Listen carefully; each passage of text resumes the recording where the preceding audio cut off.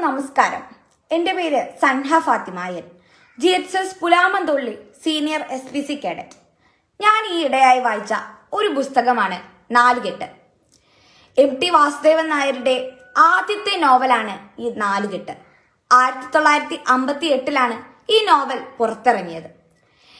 ഈ കൃതിക്ക് 1959 കേരള സാഹിത്യ അക്കാദമി പുരസ്കാരവും ലഭിച്ചിട്ടുണ്ട്. 5 ലക്ഷത്തിലേറെ കോപ്പികൾ വിറ്റഴിക്കപ്പെട്ട ഈ നോവൽ 14 ഭാഷകളിലേക്ക് തർജ്ജമ ചെയ്യപ്പെട്ടിട്ടുണ്ട്. അപ്പുണ്ണി എന്ന കഥാപാത്രത്തിന്റെ യാത്രകളാണ് നാലുകെട്ട്. കുടുംബവും ആചാരങ്ങളും ജീവിതത്തിന്റെ പ്രയാസങ്ങളും എല്ലാം നേരിട്ടുകൊണ്ടുള്ള ഒരു യാത്ര. കേരളത്തിലെ നായർ സമുദായത്തിൽ ഒരു കൂട്ടുകുടുംബത്തിന്റെ പശ്ചാത്തലത്തിലാണ് ഈ നാലുകെട്ട് എന്ന നോവൽ എഴുത്തുകാരൻ എഴുതിയിട്ടുള്ളത്.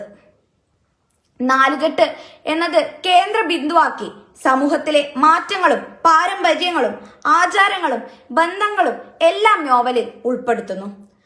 നോവൽ അപ്പുണ്ണിയുടെ ജീവിതം, അദ്ദേഹത്തിന്റെ വളർച്ച, പ്രണയം, വിവാഹം എന്നിവയെ കേന്ദ്രീകരിച്ചാണ് പുരോഗമിക്കുന്നത്.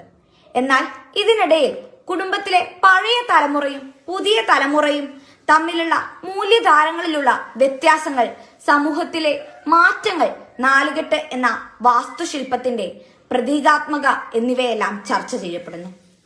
നോവലിന്റെ അവസാനം നാലുകെട്ട് പൊളിക്കാനുള്ള തീരുമാനമുണ്ടെങ്കിലും നാടുവിട്ട് അപ്പുണ്ണി തിരിച്ചു വന്ന് ഈ നാലുകെട്ട് വില കൊടുത്ത് വാങ്ങുകയാണ് ചെയ്യുന്നത്.